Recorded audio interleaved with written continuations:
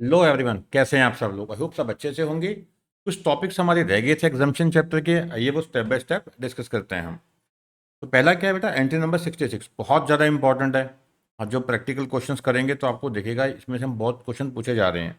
ठीक है, तो क्या कहते हैं, services provided by an educational institution to students faculty and staff, जैसे स्कूल्स हैं, कॉलेजेस हैं, बच्चों को पढ़ाते हैं। ठीक है, तो उसकी कोई जीएसटी लगता है नहीं, बट ध्यान रखना है कि जो प्राइवेट कोचिंग इंस्टीट्यूट है जैसे हमारे जैसे हैं, ठीक है, तो वो जो पढ़ाते हैं उसके ऊपर जीएसटी लगता है, मगर जो उसकी जो वैल्यू ऑफ सर्विसेज है, वैल्यू ऑफ सप्लाई है, वो एग्जाम्पशन लिमिट से ऊपर है। ठीक है, तो याद रखिएगा, training provided by private coaching institute is not exam, ये इंपॉर्टेंट है। ठीक है, चलिए, तो जो स्कूल्स हैं यानी एजुकेशनल इंस्टीट्यूशंस हैं, स्कूल्स हैं, कॉलेजेस हैं, ठीक है, वो टीच करते हैं, सर्विसेज देते हैं अपने स्टूडेंट्स को, फैकल्टी को, स्टाफ को, तो सब एग्जाम्प्ट हैं। ठीक है, services provided by an educational institution by way of conduct of entrance examination, ये रेलिवेंट है, एग्जाम में आ सकता है। आपने देखा होगा जैसे एंट्रेंस एग्जाम होते हैं, एंट्रेंस एग्जामिनेशन वो कंडक्ट किए जाते हैं एजुकेशनल इंस्टीट्यूशन के द्वारा। ठीक है, उसके लिए कुछ चार्जेस लिए जाते हैं, एंट्रेंस फीस वगैरह। ठीक है, जैसे C2 के एग्ज़ाम होते हैं, PMT प्री मेडिकल टेस्ट के एग्ज़ाम होते हैं। ठीक है, ऐसे कई सारे एग्ज़ाम होते हैं, ठीक है, जो एंट्रेंस टेस्ट होते हैं, तो उसकी जो एंट्रेंस फीस चार्ज की जाते हैं तो वो एग्जाम्प्ट है। ठीक है, तो एजुकेशनल इंस्टीट्यूशन कोई एग्ज़ाम जो भी एग्जामिनेशन होते हैं, एंट्रेंस एग्ज़ाम होते हैं, वो जो कंडक्ट होते हैं उसके रिगार्डिंग जो एंट्रेंस फीस चार्ज करते हैं, तो दैट इज़ एग्जाम्प्ट। तो सारा क्या बेटा, एग्जाम्प्ट है। ठीक है, फिर है services provided to an educational institution. पहले दो में क्या था कि एजुकेशनल इंस्टीट्यूशन ने सर्विस प्रोवाइड की है। अब क्या है, सर्विसेज जो प्रोवाइड की गई हैं वो किसको की गई हैं, to an educational institution by way of transportation of students, faculty and staff. ठीक है, तो इंपॉर्टेंट है, ध्यान रखिएगा, ये क्वेश्चन आपको मिलेंगे प्रैक्टिकल में। ठीक है, जैसे ट्रांसपोर्टेशन होती है, आपने देखा होगा स्कूल है, प्री स्कूल्स होते हैं, हायर सेकेंडरी स्कूल्स होते हैं, तो वहाँ पे बच्चों को घर से स्कूल लेके जाना, स्कूल से घर लेके आना। ठीक है, या जो फैकल्टी होती है, स्टाफ होता है उनका, उनके घर से स्कूल तक, स्कूल से घर तक लेके जाते हैं, तो वो एग्जाम्प्ट है। ठीक है, पर ध्यान रखिए अगर यही कॉलेज के स्टूडेंट्स हैं तो वहाँ पे ये टैक्सेबल हो जाता है। ठीक है, वो हम पढ़ेंगे आगे। ठीक है जी, तो transportation of students, faculty and staff. अब यही स्कूल्स वगैरह की जो कैटरिंग सर्विसेज हैं, कैटरिंग है including any mid day meal scheme है, स्पॉन्सर्ड बाय CG, SG या UT। सिक्योरिटी, ठीक है, कैटरिंग या उसमें मिड डे मील स्कीम भी आ गई। सिक्योरिटी और क्लीनिंग और house keeping services performed in such educational institution. ठीक है, सिक्योरिटी सर्विसेज हैं, क्लीनिंग सर्विसेज हैं, हाउस कीपिंग सर्विसेज हैं, performed in such educational institutions. ठीक है, तो वो भी एग्जाम्प्ट है। फिर है जी, services relating to the admission to और conduct of examination by such institution. ठीक है, services relating to the admission to और conduct of examination by such institution. ठीक है जी, एडमिशन वगैरह होते हैं, एग्ज़ाम कंडक्ट होते हैं, उसके रिगार्डिंग सर्विसेज हैं, उसके पैसे लिए जाते हैं, वो सब एग्जाम्प्ट है। Supply of online educational journal और पीरियोडिकल्स, ठीक है, ये सब क्या है, एग्जाम्प्ट है। इसमें कुछ क्रिटिकल पॉइंट्स हैं, वो ध्यान से समझते हैं, कुछ एक्सेप्शंस हैं। कहते जी, however nothing contained in sub items 1, 2 and 3। ठीक है, ये वाला क्लोज C जो है उसमें ये 3 पॉइंट कहाँ अप्लाई नहीं होते। Nothing shall apply to an educational institution other than an institution providing services by way of pre school and education up to higher secondary school और इक्वलेंट। यानी कि ये जो 3 हैं ये किसको अप्लाई होते हैं, केवल प्री स्कूल जो एजुकेशन देते हैं, ठीक है, या फिर क्या है, हायर सेकेंडरी यानी कि 12th तक के जो स्कूल हो गए, ये कॉलेज वगैरह पे अप्लाई नहीं होता। ठीक है, सिंपल समझिए, ये पहला, दूसरा, तीसरा प्री स्कूल हैं या फिर जो हायर सेकेंडरी स्कूल्स हैं, ठीक है, वहाँ तो ये अप्लाई हो रहा है, बट जो उसके ऊपर वाले हैं जैसे कॉलेज हो गए, BA BCom जहाँ बच्चे पढ़ते हैं, MCom करते हैं, पोस्ट ग्रेजुएशन या ग्रेजुएशन, ठीक है, तो वो वहाँ टैक्सेबल है। यानी कि जो ट्रांसपोर्टेशन की सब्सिडी दी जाती है कॉलेज स्टूडेंट्स को, कॉलेज के स्टूडेंट्स हैं या उनका स्टाफ है, तो वहाँ GST लगेगा।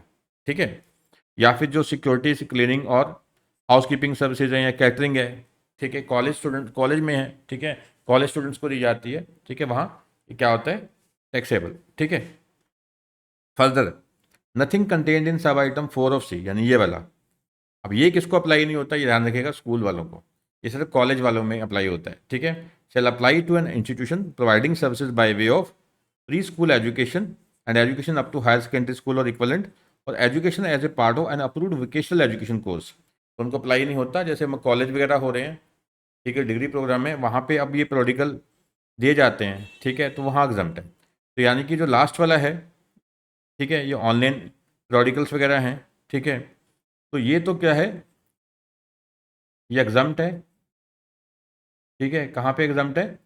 यहाँ पे क्या है कि अदर देन प्री स्कूल है, other than higher secondary school है, यानी कॉलेज वगैरह है, ठीक है, वहाँ एग्जाम्प्ट हो जाते हैं, पर वो वोकेशनल में भी एग्जाम्प्ट है ये, ठीक है। चलिए बेटा, ये रेलिवेंट था, काफ़ी ज़्यादा हमने डिस्कस किया। तो कुल मिला के जैसे ये कैटरिंग की सर्विसेज हैं, ठीक है, एग्जामिनेशन कंडक्ट करते हैं, ठीक है, उसके अलावा जो ट्रांसपोर्टेशन ऑफ स्टूडेंट्स हैं, फैकल्टी है, स्टाफ है, ये सब एग्जाम्प्ट है। और ये जो ऑनलाइन जर्नल्स वगैरह होती हैं, जर्नल्स वगैरह हैं, ठीक है, ये सब क्या है, एग्जाम्प्ट है।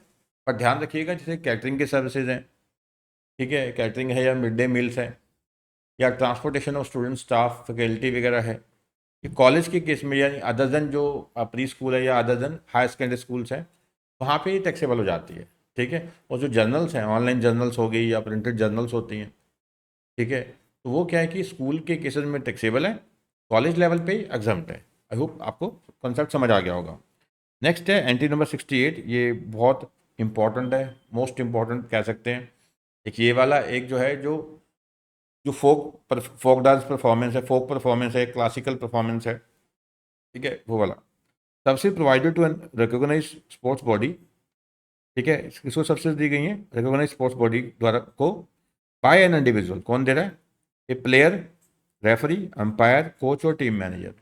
यानी कि कल को आपको क्वेश्चन, जैसे आप प्रैक्टिकल करोगे, आपको देखेगा जो टीम सेलेक्टर होते हैं, जो अपने देखा क्रिकेट टीम होती है, ठीक है, सेलेक्टर क्या करते हैं, प्लेयर्स को सिलेक्ट करते हैं।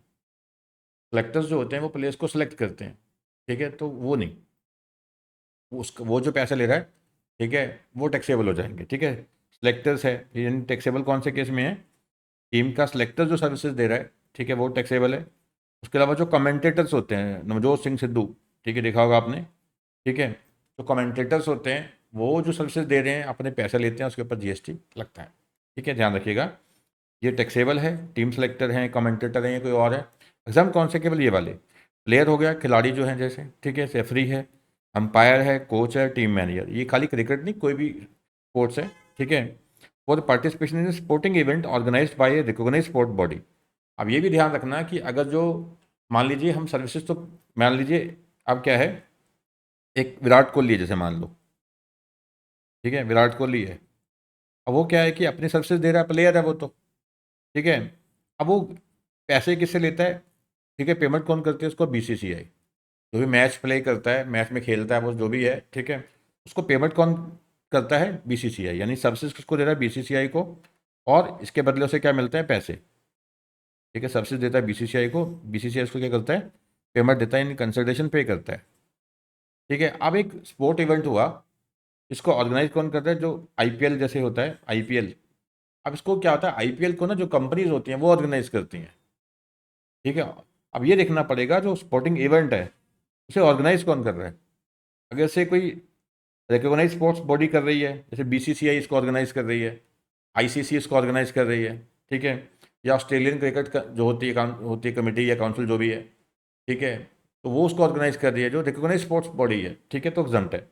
अब जैसे मान लीजिए कोई एमएनसी है, मल्टीनेशनल कंपनीज हैं, ठीक है, वो ऑर्गेनाइज करती हैं, तो फिर टैक्सेबल हो जाता है, वो टैक्सेबल है, क्योंकि जो मल्टीनेशनल कंपनी है वो क्या है, क्योंकि रिकॉग्नाइज स्पोर्ट्स बॉडी थोड़ी ना है, ठीक है,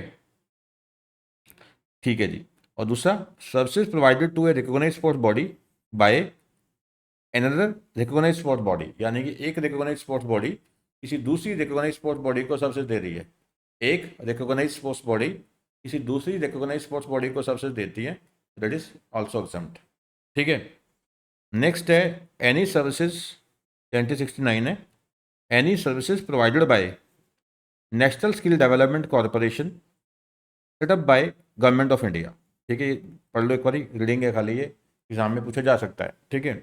any services provided bye national skill development corporation setup by government of India. अब देखो, नेशनल स्किल डेवलपमेंट कॉरपोरेशन क्या है, ठीक है, यूथ को ट्रेनिंग देते हैं वो स्किल डेवलपमेंट की, ठीक है, इंजीनियर्स अपना कुछ भी है, जैसे मान लीजिए, ठीक है, कारपेंटर हैं, ठीक है, आपका जो मैसन्स हो गए, वो सब।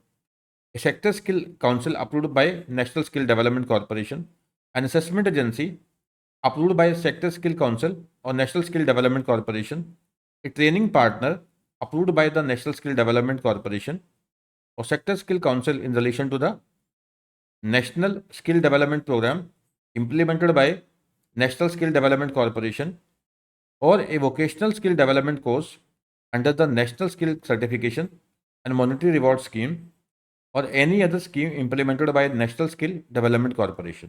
ठीक है, तो ये सब संस्थाएं हैं। ठीक है, तो ये ट्रेनिंग देती हैं, स्किल प्रोवाइड करती हैं। ठीक है, इसके बदले में कुछ भी चार्ज करती हैं, दैट इज एग्जम्प्ट। ठीक है, दैट इज क्या है, एग्जम्प्ट है। नेक्स्ट है NT 70, सिंपल है, ये भी रीड करने वाला एक बारी बस। Services of assessing bodies empanelled centrally by directorate general of training, ministry of skill development. ठीक है, ministry of skill development and entrepreneur by, ठीक है, by way of assessment under skill development initiative. ये भी वही स्किल डेवलपमेंट के regarding है। ठीक है, कुछ असेसमेंट एजेंसीज होती हैं।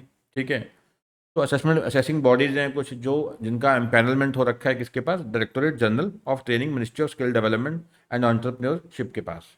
ठीक है, नेक्स्ट है services provided by training providers.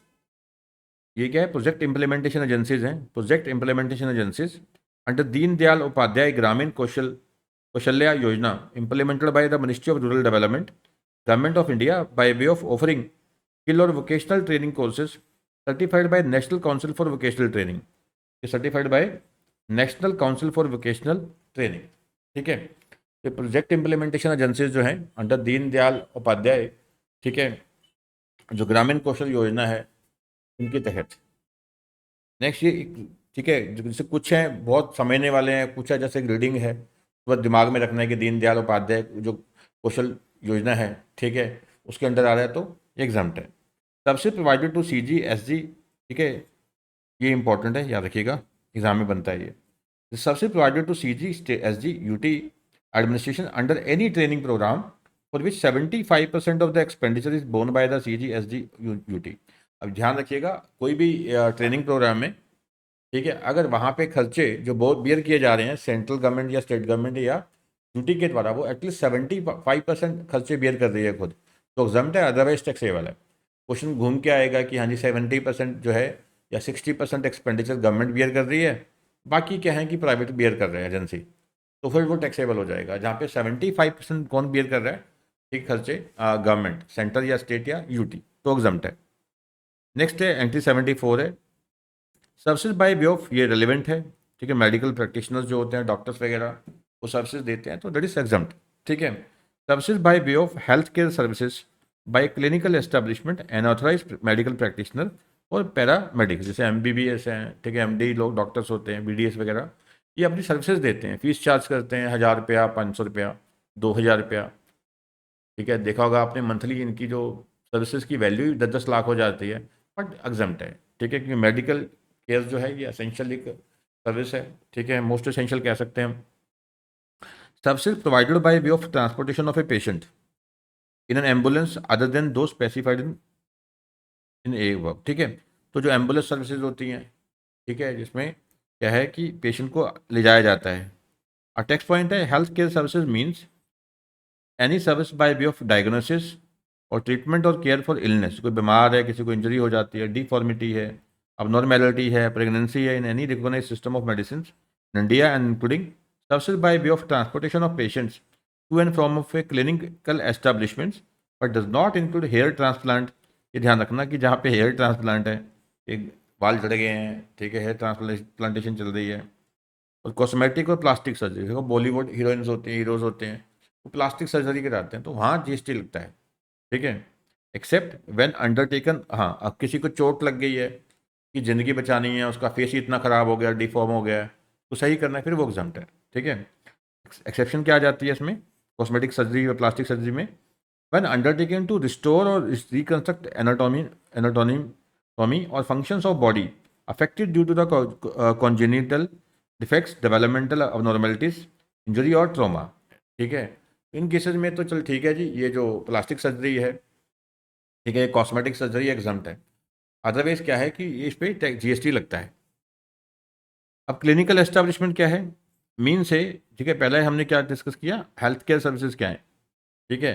फिर है कि ये क्लिनिकल एस्टेब्लिशमेंट क्या है, मीन से hospital, nursing home, clinic, sanatorium और any other institution by whatever name called that offer services or facilities requiring diagnosis or treatment or care for illness, injury, deformity, abnormality, or pregnancy in any recognized system of medicines in India, or a place established as an independent entity or a part of establishment to carry out diagnostic or investigative services of diseases। ठीक है, तो clinical establishment का मतलब क्या है, कोई भी hospital है, नर्सिंग होम है, ठीक है, कोई क्लिनिक है, सेनेटोरियम है, या कोई भी इंस्टीट्यूशन है जहाँ पे ये हेल्थ केयर सर्विसेज दी जाती हैं, इलाज किया जाता है इलनेस इंजरी का, जो जो हेल्थ केयर सर्विसेज है वो दी जा रही है, सिंपल सी बात। और एक वर्ड था ऑथराइज मेडिकल प्रैक्टिशनर, ये खुद से रीड कर सकते हैं आप वैसे। मीन से medical practitioner registered with any of the council, जो मेडिकल काउंसिल होती है उनके साथ डॉक्टर रजिस्टर्ड होते हैं ऑब्वियसली, तभी डॉक्टर बनते हैं, ठीक है, तभी प्रैक्टिस कर सकते हैं एज ए डॉक्टर वो, ठीक है। Means a medical practitioner registered with any of the councils of recognised system of medicines established or recognized by law in India, and includes a medical professional having the requisite qualification to practice in any recognized system of medicines in India as per any law for the time being in force। ठीक है, तो जो क्या है कि जो council है, इनकी मेडिकल काउंसिल है, उनके पास रजिस्टर्ड है, ठीक है, और उनके बाद रिक्विजिट क्वालिफिकेशन जैसे MBBS MD वगैरह जो है, BDS वगैरह है उनके पास, ठीक है। Supply of services other than health care services such as renting of shops, auditorium, display of advertisement, उस पर तो जीएसटी लगेगा, ठीक है। हॉस्पिटल्स हैं, वहाँ पे कैंटीन्स होती हैं, मेडिकल शॉप्स हैं, वो किराए पे दे रखी होती है, रेंट आ रहा होता है, ठीक है, कमर्शियल जो एस्टेब्लिशमेंट्स है रेंट आता है उससे, तो वो टैक्सेबल है, ठीक है, बेशक वो किसी हॉस्पिटल में ही है, ठीक है। नेक्स्ट है एंटी 74A, ये बहुत सिंपल सा है, रीडिंग है ये भी, ठीक है। Services provided bye rehabilitation professional, rehabilitation professionals recognized under the Rehabilitation Council of India Act 1992 by way of rehabilitation therapy or counseling and such other activity as covered by the said act at medical establishments, educational institutions, rehabilitation centers established by the central government, state government or UT, or an entity registered under section 12AA of Income Tax Act 1961। ठीक है, तो जो rehabilitation centres हैं, rehabilitation professionals होते हैं, वो services दे रहे हैं, ठीक है। जैसे कोई बंदा पागल हो गया है, ठीक है, मेंटल हो गया है, अब मेंटल इलनेस है, उसको क्या है, थेरेपी दी जाती है, ठीक है, रिहेबिलिटेशन किया जाता है ताकि वो सही हो सके, ठीक है। नेक्स्ट है services by way of public conveniences, आपने देखा होगा कि वॉशरूम्स होते हैं सड़कों पे, ठीक है, तो सर्विसेज दी जाती हैं, उसके पैसे चार्ज किए जाते हैं, ठीक है, तो वो सब एग्जम्प्ट है। Such as provision of facilities of bathroom, washrooms, laboratories, urinals और टॉयलेट्स। नेक्स्ट है entry 77, services by an unincorporated, ये रिलेवेंट है, ठीक है। Services by an unincorporated body और non profit entity registered under any law for the time being in force to its own members. अब एक unincorporated body है, ठीक है, या कोई नॉन प्रॉफिट जो एंटिटी है जो रजिस्टर्ड है under any law for the time being in force, जैसे कोई ट्रस्ट हो सकती है, सोसाइटी हो सकती है, ठीक है, या फिर क्या है कोई NGO हो सकती है, ठीक है, जो अपने ही मेंबर्स को सर्विसेज देती है by way of reimbursement of charges और share of contribution as a trade union, जैसे ट्रेड यूनियन होती है, तो उसके जो मेंबर्स होते हैं, जो स्टेट में जो मेंबर्स हैं, जो उस यूनियन के साथ जुड़े हुए हैं मेंबर्स हैं, केवल उसको सर्विसेज दे रही है। या for the provision of carrying out any activity which is exempt from the levy of GST, ठीक है, या जो सर्विसेज दी जा रही हैं वो ऐसी हैं जो एग्जाम्प्ट है अंडर GST, टैक्सेबल ही नहीं है। अगला रिलेवेंट है काफ़ी, या up to an amount of 7500 per month है per member for sourcing of goods और services from a third person for the common use of its members in housing society और residential complex. इसकी जी कहना क्या चाहते थे, RWA होती है, ठीक है, तो रेजिडेंट वेलफेयर सोसाइटी होती है, ठीक है, जो उनकी एसोसिएशन बनी होती है रेजिडेंट्स की, ठीक है, तो हर एक मेंबर से यूजुअली होता है पर स्क्वायर फीट के हिसाब से। दिल्ली में आपने देखा होगा फ्लैट्स होते हैं, मुंबई में, दिल्ली में, बेंगलोर में, तो मान लो वो 5 रुपये क्या है पर स्क्वायर फुट के हिसाब से दे रहे हैं या गज के हिसाब से ले रहे हैं। मान लो 200 गज का फ्लैट है, मैं 200 स्क्वायर यार्ड का फ्लैट है, तो मान लीजिए उसे मान लो 2000 गज का है ऐसे मान लो, ठीक है, तो 10,000 मंथली लिया जा रहा है। तो अगर वो 7500 पर मंथ से कम है तो एग्जाम्प्ट है, उससे ज़्यादा है तो वो टैक्सेबल हो जाता है। ठीक है, तो मेंबर से लिए जा रहे हैं, सिंपल। ठीक है, नेक्स्ट है सर्विसेज प्रोवाइडेड बाय, ये 77A एंट्री आ गई। Services provided by an incorporated body और an non profit entity registered under any law for the time being in force engaged in, ये रिलेवेंट है, थोड़ा ध्यान से समझना। Activities related to the welfare of industrial और एग्रीकल्चर लेबर और farmers, कोई भी एक्टिविटी जो की जा रही है for the welfare of industrial या एग्रीकल्चर फार्मर्स है। ठीक है, ये लेबर है, एग्रीकल्चर लेबर है या इंडस्ट्रियल लेबर है या फार्मर्स है। ठीक है, नेक्स्ट है, अब जैसे मैं एग्जांपल देता हूँ, जैसे कि हमारे यहाँ पंजाब एग्रीकल्चर यूनिवर्सिटी है, तो वहाँ पे काफ़ी सारे मेल फेयर्स लगाए जाते हैं।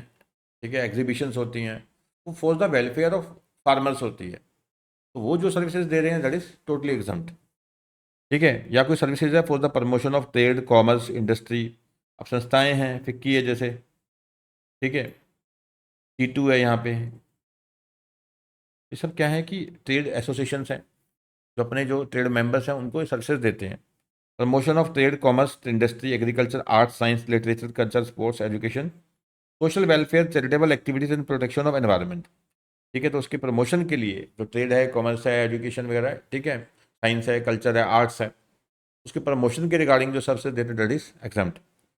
ठीक है, और किसको दे रहे हैं ये services? To its own members against consideration in the form of membership ही up to an amount of 1000 पर मेंबर पर ईयर। ठीक है, तो जिसके लिए पैसे चार्ज कर रहे हैं अपने मेंबर से, और चार्ज कितने कर रहे हैं? अगर 1000 रुपये चार्ज करते हैं पर member per year, per month नहीं है। ठीक है, हर एक मेंबर से साल का 1000 रुपये तक चार्ज करते हैं तो एग्जाम्प्ट है, उसके ऊपर चार्ज करेंगे तो टैक्सेबल हो जाएगा। ठीक है, तो मेन आपको ये ऑब्जेक्टिव याद रखना है और ये लिमिट याद रखनी है। ठीक है, बहुत ज़्यादा इंपॉर्टेंट है, मोस्ट इंपॉर्टेंट कह सकते हैं आप, ये वाला पॉइंट है। ठीक है, अब होता है क्या है, जैसे आपने देखा होगा जो क्लासिक होते हैं, क्लासिक सिंगर्स होते हैं या क्लासिक डांसर होते हैं, ये क्लासिकल जो डांसर हैं, क्लासिकल सिंगर्स हैं, या फोक परफॉर्मेंस करते हैं जो लोग। ठीक है, तो वो जो पैसे चार्ज करते हैं किसी इवेंट में परफॉर्म करने के लिए, तो वो टैक्सेबल है। वो क्या है, टैक्सेबल है अगर अमाउंट 1,50,000 से ज़्यादा चार्ज की गई है।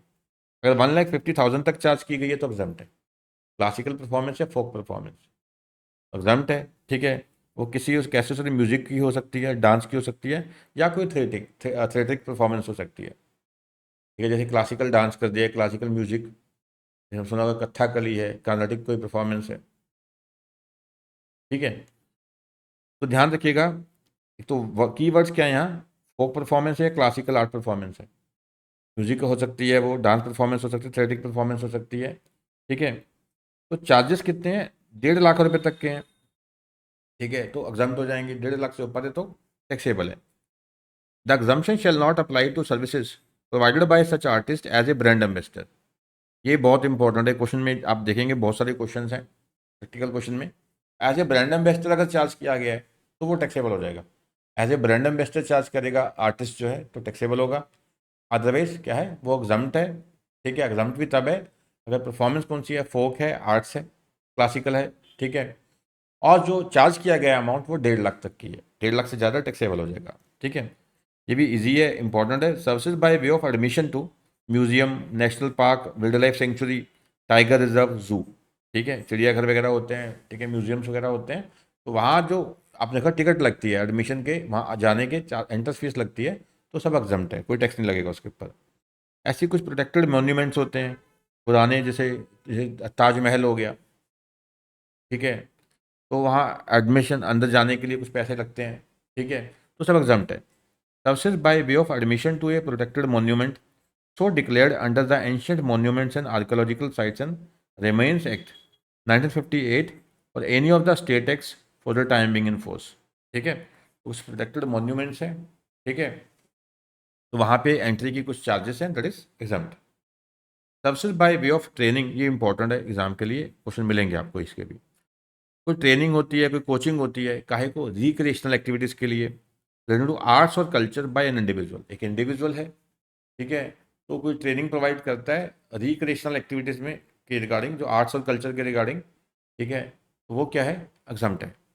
या फिर क्या है, ट्रेनिंग या कोचिंग इसमें स्पोर्ट्स में है, स्पोर्ट्स में कौन दे रहा है, by charitable entities registered under section 12AA और 12AB of income tax act. ठीक है, कोई रजिस्टर्ड कोई ट्रस्ट है, चैरिटेबल ट्रस्ट है, ठीक है, रजिस्टर्ड ट्रस्ट है कोई, ठीक है, तो वो ट्रेनिंग प्रोवाइड करती है किसी स्पोर्ट्स में, जैसे बास्केटबॉल है, क्रिकेट है, कुछ भी है, ठीक है, तो एग्जाम्प्ट है। नेक्स्ट भी काफ़ी इजी है, रेलिवेंट है, ठीक है। Services by way of right to admission, entry fee वगैरह होती है, कोई सर्कस होती है, ये सर्कस वाला क्वेश्चन मिलेगा आपको एग्जाम में, क्वेश्चन करोगे तो आप, ठीक है। सर्कस की सर्कस हो रही है, नटराज सर्कस, ठीक है, तो उसकी एंट्री फीस होती है 100 रुपया, 200 रुपया, तो सब क्या है बेटा, एग्जाम्प्ट है। वो क्या है, एग्जाम्प्ट है, कि वो क्या है, एग्जाम्प्ट, ठीक है जी। नेक्स्ट है,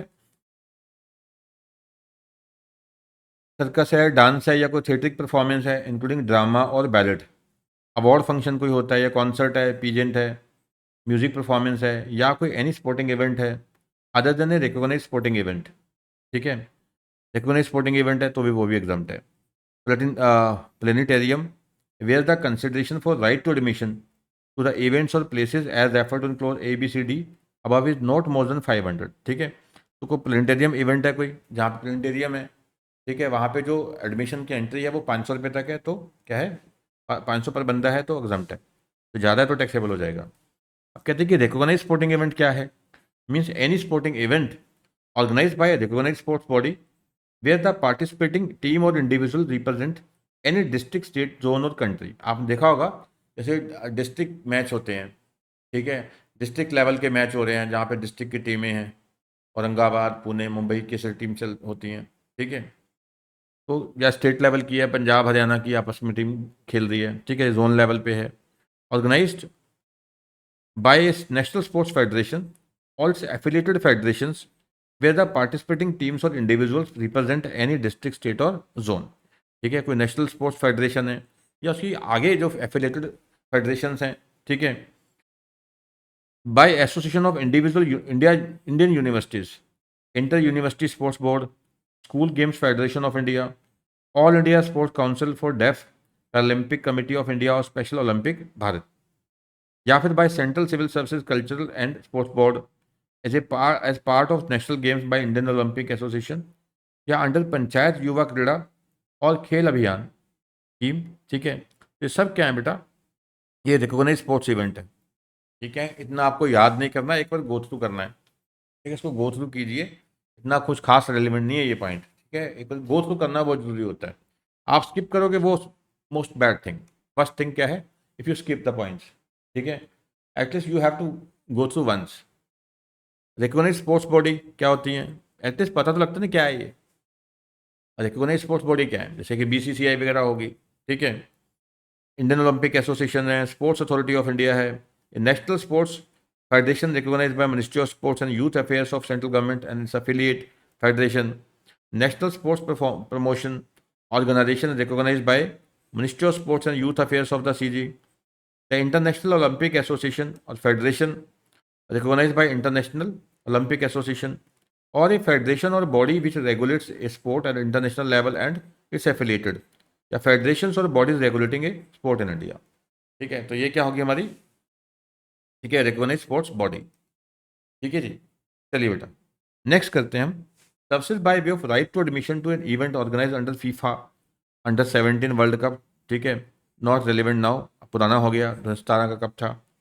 ऐसे क्या है, services provided to United Nations और specified international organisations is exempt by way of refund, ठीक है, तो पहले टैक्स लग जाएगा फिर रिफंड हो जाएगा, ठीक है। यूनाइटेड नेशंस या कोई स्पेसिफाइड इंटरनेशनल ऑर्गेनाइजेशन को कोई सर्विसेज दी गई हैं। Services provided by right to admission to events organise under FIFA under 17 women's world cup 2020, या उसके बाद जो कोविड आया, जब भी रीशेड्यूल हुआ होगा, पुरानी बात होगी, इररिलेवेंट है। एक ये रीडिंग कर लो एक बार, ठीक है। Description of services which are exempted under IGST only, ठीक है, IGST की तरह एग्जाम्ड है, एंट्री 83 है। Services provided to foreign diplomatic mission, consular post in India, for personal use or for use of family members of diplomatic agents, or career consular offices post therein is exempt by way of refund। जैसे foreign diplomats होते हैं, embassies वगैरह होती हैं, foreign diplomats होते हैं वहाँ पे, ठीक है, तो वो जो यहाँ सर्विसेज ले रहे हैं, ठीक है, तो उस पर जो भी GST है उनको रिफंड मिल जाता है, काइंड ऑफ रिफंड हो गया, ठीक है, रिफंड हो गया तो ही तो एग्जाम्प्ट हो गया, तभी तो रिफंड मिल रहा है, ठीक है। नेक्स्ट है सर्विसेज बाय CG और SG और any local authority by way of an activity in relation to function entrusted to panchayat under article 243G of the constitution is neither a supply of goods no supply of services. अब पंचायत के जो भी functions होते हैं वही उसी kind of वही function जो है CG SG या UT परफॉर्म करती है, तो वो एग्जम्प्ट है। Services received from A provider of services located in non taxable territory, जैसे SEZ है, ठीक है। तो सर्विस प्रोवाइडर कहाँ पे है, जैसे स्पेशल इकोनॉमिक जोन में है, ठीक है, बाय, ठीक है, ये सर्विसेज रिसीव कर रहा है from A provider of services located in, ठीक है, सर्विसेज रिसीव हुई हैं इससे जो बंदा नॉन टैक्सेबल टेरिटरी में, जैसे कि SEZ है, SEZ ने सर्विसेज दी हैं, दी किसको हैं, बाय CG, ठीक है, SG UT local authority, a government authority और individual in relation to any purpose other than commerce industry और अदर बिजनेस और प्रोफेशन, या an entity registered under 12AA of income tax act 1961 for the purpose of providing charitable activities, या person located in non taxable territory. कहना क्या चाहते हैं, जैसे SEZ होती है, SEZ क्या होती है, ठीक है, इसको हम एक तरह से फॉरेन कंट्री मानते हैं, ठीक है। तो ये क्या है, अब ये एक foreign country deemed foreign country होती है, एक तरह की स्पेशल इकोनॉमिक जोन, तो ये क्या है, नॉन टैक्सेबल टेरिटरी है, ठीक है। अब SEZ से बाकी का जो एरिया होता है उसको बोलते हैं DTA, डोमेस्टिक टैरिफ एरिया, ठीक है। तो यहाँ पे जो भी होता है वहाँ पे लगता है इम्पोर्ट, जो भी सामान आता है यहाँ से जो भी सप्लाई होगी, ठीक है, SEZ टू बाकी का एरिया इंडिया में, तो बोलते हैं सप्लाई, इम्पोर्ट बोलते हैं। तो यहाँ पे क्या लगता है, कस्टम ड्यूटी होती है, साथ में लगता है IGST, अभी IGST की बात कर रहे हैं, ठीक है। अब कहते हैं कि देखो ये तो लगता है GST, बट यही मान लो SEZ सर्विसेज किसको दे रहा है, सरकार को दे रहा है, CG को, SG को दे रहा है, UT को दे रहा है, तो एग्जम्प्ट है। या फिर क्या है, ठीक है, ये जो सर्विसेज दे रहा है SEZ जो सर्विसेज दे रहा है ये किसी चैरिटेबल एंटिटी को दे रहा है तो भी एग्जम्प्ट है, ये तो भी क्या है, एग्जम्प्ट। नेक्स्ट है, provided that exemption shall not apply online information and database access और retrieval services received by a person specified in entry A और एंट्री B, ठीक है। यानी कि दो जो ये एंटिटीज़ हैं, गवर्नमेंट हो गया या कोई चैरिटेबल एंटिटी है, ठीक है, तो ये अगर सर्विसेज जो ले रही हैं SEZ से, ठीक है, वो क्या ले रही हैं, ऑनलाइन इन्फॉर्मेशन और डाटा एक्सेस और रिट्रीवल सर्विसेज ले रही हैं, तो ये टैक्सेबल है, ना कि एग्जाम्प्ट है। बट हाँ, थर्ड वाला एग्जाम्प्ट ही रहेगा, क्योंकि देखो SEZ को हम क्या मान रहे हैं, नॉन टैक्सेबल टेरिटरी, और सबसे दी भी किसको जा रही है, जो person located in non taxable territory, यानी फॉरेन कंट्री और सर्विसेज दे रही है किसी फॉरेन कंट्री में ही, ठीक है। फॉरेन कंट्री का बंदा तो सर्विसेज प्रोवाइड कर रहा है, दे किसको रहा है, जो बंदा जो फॉरेन कंट्री में ही है, तो उसमें तो कोई टैक्स लगना ही नहीं इंडिया में फिर, ठीक है। Exemption shall not apply to services by way of transportation of goods by vessel from a place outside India up to the custom station of clearance in India, paid by a person specified in the entry, ठीक है। और कहते हैं कि exemption नहीं मिलेगी किस कौन से केस में, सर्विसेज जहाँ पे प्रोवाइड की गई हैं किस तरीके से, by way of transportation of goods, vessel के थ्रू आई हैं from a place outside India up to the custom station of clearance in India, paid by a person specified in the entry, ठीक है। तो यानी कि बाहर से गुड्स आई हैं, ठीक है, वेसल के थ्रू आई कहाँ पे है, SEZ में आई हैं, तो फॉरेन टू फॉरेन हो गया, तो ऑब्वियसली वो, ठीक है, एग्जम्प्ट है। बट यही इंडिया में आ जाती हैं, गवर्नमेंट ने लिया है, ठीक है, या किसी और अथॉरिटी ने लिया है, एजेंसी ने लिया है, तो टैक्सेबल है। बाहर से इंपोर्ट हो गया तो IGST लग जाएगा फिर, ठीक है। यही फॉरेन से आया है बट SEZ में आया है, तो ये एग्जम्प्ट रहता है, ठीक है जी। नेक्स्ट है, services provided by tour operator to foreign tourist, ये एग्जाम में बनता है। कोई टूर ऑपरेटर है किसी फॉरेन टूरिस्ट को सर्विसेज देता है in relation to a tour conducted wholly outside India, ठीक है। और ध्यान रखिएगा, अगर टूर पार्शली इंडिया में है पार्शली बाहर है, ठीक है, तो फिर जो इंडिया वाला है वो तो टैक्सेबल होगा। इसकी एग्जाम्पल भी है, कहते हैं कि Ashish X as a team manager for, ये तो कोई और एग्जाम्पल है, ठीक है। तो Ashish X as a team manager for Indian sports authority, a recognise sports body for a tennis tournament organise by multinational company. अब यहाँ देखो, तो टेनिस टूर्नामेंट ऑर्गेनाइज कौन कर रही है, मल्टीनेशनल कंपनी, मैंने बताया था जो ऑर्गेनाइज कर रहा है, ठीक है, वो भी क्या होनी चाहिए, रिकॉग्नाइज स्पोर्ट्स बॉडी होनी चाहिए। तो ये मल्टीनेशनल कंपनी ऑर्गेनाइज कर रही है, that's why this is taxable, ठीक है। तो कहते हैं जो टीम मैनेजर ने सर्विसेज दी हैं ये एग्जाम्प्ट होती हैं यूजुअली, ठीक है, बट कंडीशन ये होती है कि जो स्पोर्टिंग इवेंट है, स्पोर्ट इवेंट है, that must be organise by the recognised sports body. तो हमारी एग्जाम्पल में ये ऑर्गेनाइज कौन कर रहा है, ठीक है, ये ऑर्गेनाइज कर रहा है कौन, यहाँ पे मल्टीनेशनल कंपनी, ठीक है। तो इसलिए क्या है, ये टैक्सेबल हो जाएगा, ये एग्जाम्प्ट नहीं होगा, ठीक है। तो ध्यान रखिएगा, ऑर्गेनाइज कौन करेगा, जो रिकॉग्नाइज स्पोर्ट्स बॉडी है। अगर ये ऑर्गेनाइज कौन कर रहा है, कोई other than recognise sports body कर रही है, यहाँ पे हमारी केस में MNC मल्टीनेशनल कंपनी है, ठीक है, तो ये टैक्सेबल हो गया। एक है आंगनवाड़ी वगैरह में, स्कूल्स होते हैं, आंगनवाड़ी हैं, वहाँ पे सप्लाई ऑफ फूड है वो बिल्कुल एग्जम्प्ट है, ये आपको पता ही है वैसे भी, ठीक है। Catering services of food to educational institution, ये हमें पता ही है कि एग्जम्प्ट होता है, और एक्सप्लेन कर दिया आगे bye way of notification circular. Circular काहे को इशू किए जाते हैं, एक्सप्लेनेशन के लिए, जहाँ पे कुछ डाउट है तो वहाँ पे गवर्नमेंट क्या इशू करती है, सर्कुलर, ठीक है। Including mid day meal scheme, ये जो एग्जाम्प्ट है। आंगनवाड़ी में भी ऐसे ही है, आंगनवाड़ी क्या होते हैं, ठीक है, ये एजुकेशनल इंस्टीट्यूशंस होते हैं, ये प्री स्कूल्स होते हैं।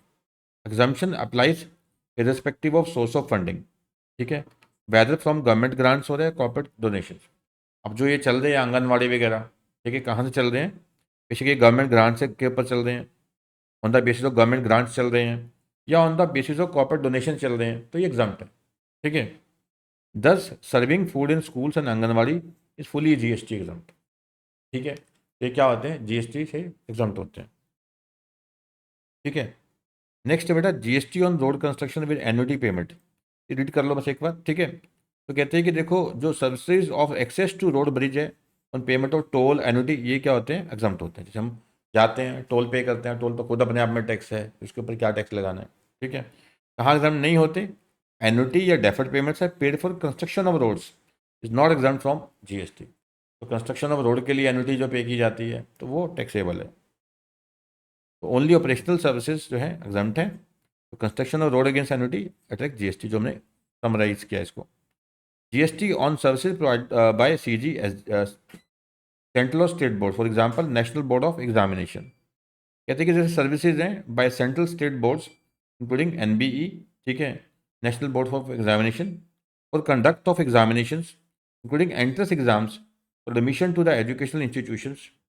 Any fees charge collected for such exam, हम कर चुके हैं कि एंट्रेंस एग्जाम कंडक्ट करते हैं कोई इंस्टीट्यूशन, एजुकेशनल इंस्टीट्यूशन, तो एग्जाम्ट होते हैं, ठीक है। यहाँ एनबीई का स्पेसिफिक एग्जाम्पल लिया है इन्होंने, ठीक है, बताया है नेशनल बोर्ड ऑफ एग्जामिनेशन। कोई फीस चार्ज करते हैं एग्जाम के लिए, ठीक है, ये एग्जाम्ट है। Input services related to the admission और conduct of exam, example online testing result, publication printing of admit card, question papers when provided to such boards. तो यानी कि कुल मिला के जो एग्जामिनेशन रिलेटेड सर्विसेज हैं डायरेक्ट या स्पोर्टिंग, ये क्या है, फुली जीएसटी एग्जाम्प्ट है, ठीक है। तो कुल मिला के आपका एग्जाम्पशन का चैप्टर हमने अच्छे से कवर किया है, ठीक है। इस पार्ट में आपने देखा होगा काफ़ी रीडिंग बेस्ड था, ठीक है, बट फिर भी क्या है कि इंपॉर्टेंट जो टॉपिक्स हैं हमने वो एक्चुअली डिस्कस किया। जैसे जो हमने किया, एक जो आपका म्यूजिक परफॉर्मेंस था, कल्चरल परफॉर्मेंस थी या फोक परफॉर्मेंस थी, ठीक है, तो आर्टिस्ट जो चार्ज कर रहा है अगर वो 1,50,000 तक है वो एग्जाम्प्ट है, ठीक है, उसके ऊपर जाएगा तो टैक्सेबल हो जाएगा, ठीक है। तो क्वेश्चन बहुत मिलेंगे आपको, अगर वो ब्रांड एम्बेसडर के तौर पे जाते हैं तो टैक्सेबल हो जाता है। ऐसी कोई सर्विसेज दी जाती हैं किसको, किसी स्पोर्ट्स अथॉरिटी को, ठीक है, और जो इवेंट ऑर्गेनाइज कर रहा है वो कौन कर रहा है, कोई रिकॉग्नाइज स्पोर्ट बॉडी ही कर रही है तो वो एग्जाम्प्ट होता है। अगर कोई इवेंट ऑर्गेनाइज कौन कर रहा है, कोई मल्टीनेशनल कंपनी टाइप कर रही है तो वो टैक्सेबल हो जाता है, ठीक है। तो मैंने एक बार अच्छे से कवर कर दिया है, अब आपको चाहिए कि एक बार खुद से गो थ्रू करो पूरा का पूरा एग्जाम्पशन का चैप्टर, एक बार खुद से गो थ्रू करो और फिर उसके बाद प्रैक्टिकल क्वेश्चन देखो, ठीक है। प्रैक्टिकल क्वेश्चंस भी सारे हम रिकॉर्ड करेंगे, डिस्कस करेंगे, ठीक है। पर आपने क्या करना है कि पहले ये चैप्टर पूरा एक बार खुद से रिवाइज करो, फिर प्रैक्टिकल क्वेश्चन खुद से सॉल्व करो, फिर मैच करो कि मैंने कैसे करवाया, क्या गलती आपसे हो रही है, ठीक है बेटा। चलिए क्लास को वाइंड अप करते हैं, मिलते हैं प्रैक्टिकल क्वेश्चन में, नेक्स्ट सेशन में मिलते हैं। थैंक यू बेटा।